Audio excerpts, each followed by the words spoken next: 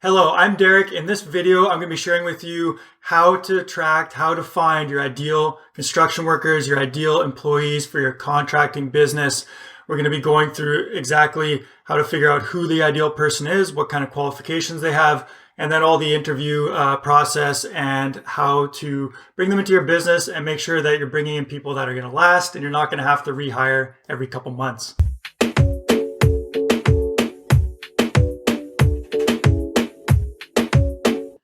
So first thing that you want to do is figure out who do you actually want. So often you have some sort of idea, I want someone with so-and-so experience, or maybe someone who just has a great attitude, is willing to learn. But how much thought have you actually put into it? So the first thing you want to do is figure out who your ideal employee is. And this really sparked an idea for me. I was in my contracting business and going through interviews. So at the local Tim Hortons, drinking some coffee, interviewed about 3 or 4 people that day, I believe. And there's 2 that really stood out.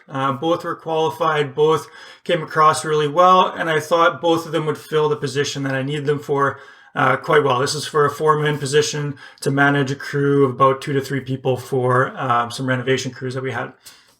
And I couldn't make a decision. I wasn't sure who should I choose. The one guy I felt more like personally connected with, just got along a little bit better with. The other guy felt like he had the experience, but I wasn't, sure if he was really the right fit. So what I did is I thought, the one guy who I didn't know if he was the right fit, he actually reminded me a lot of one of my previous employees.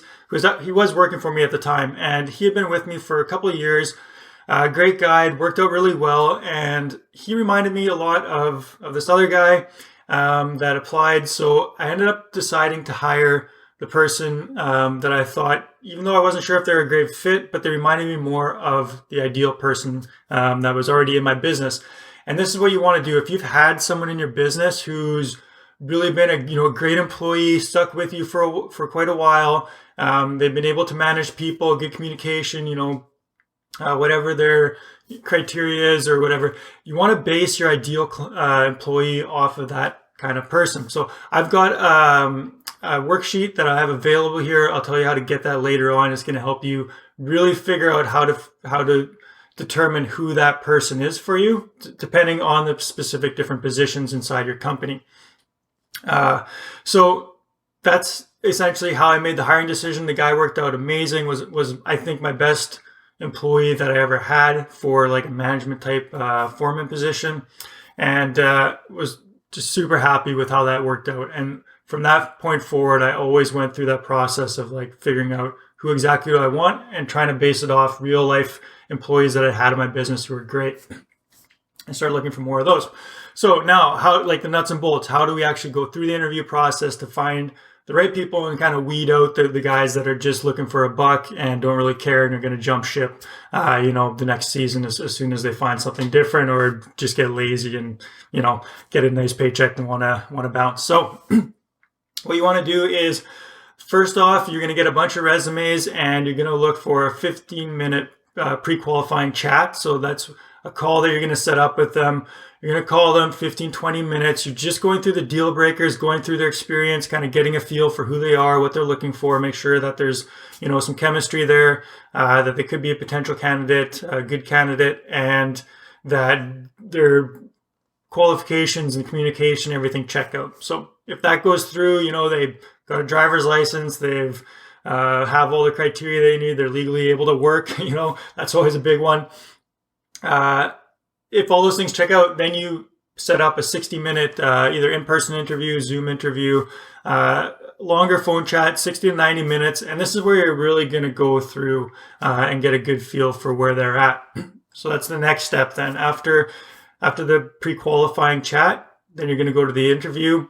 And you're looking for behavioral type questions here. So you want to be asking questions about what they've done in the past, or give you a real life story of theirs, something behavioral, biggest problem they had to solve, best coworker they worked with, what was the situation, maybe most frustrating challenge they had in their employment.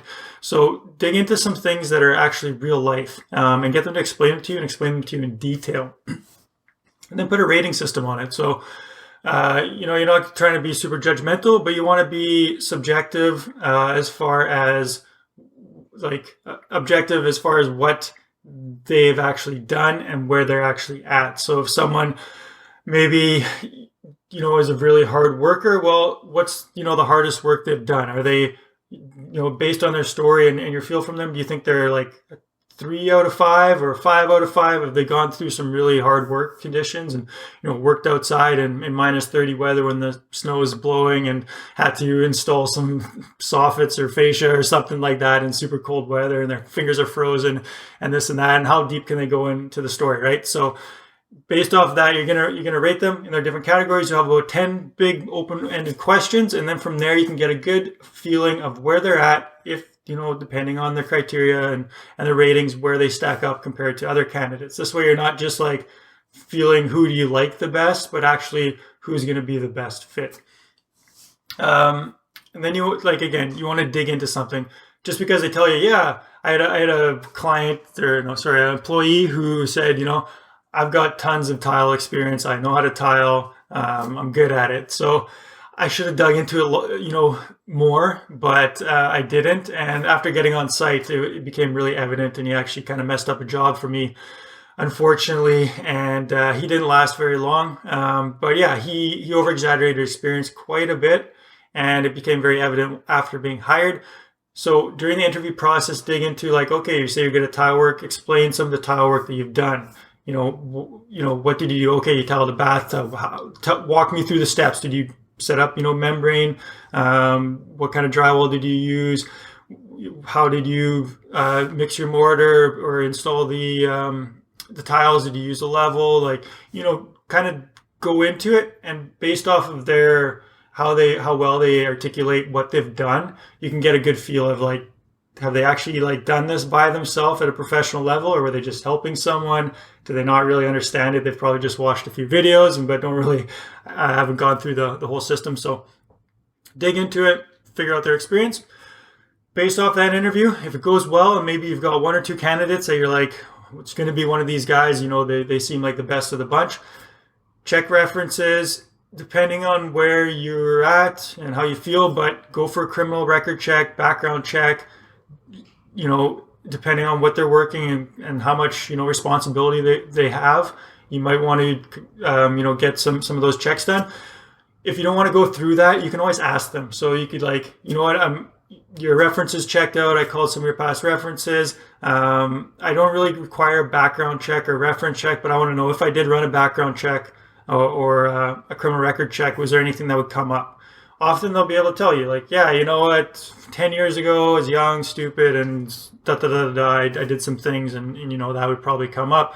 It was a long time ago. I realized it was, not right of me or whatever. Or it could have been yeah, last year I was in jail for blah, blah, blah, blah. Well, you might want to know about that, and that may change your idea of whether they're, going to be the person that you want to hire. So,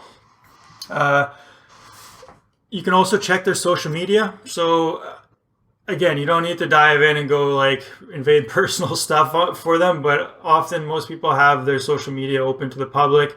You can do a quick search of their name, Facebook, Instagram, LinkedIn, and it should give you, just kind of a double check of is this person kind of who they say they are?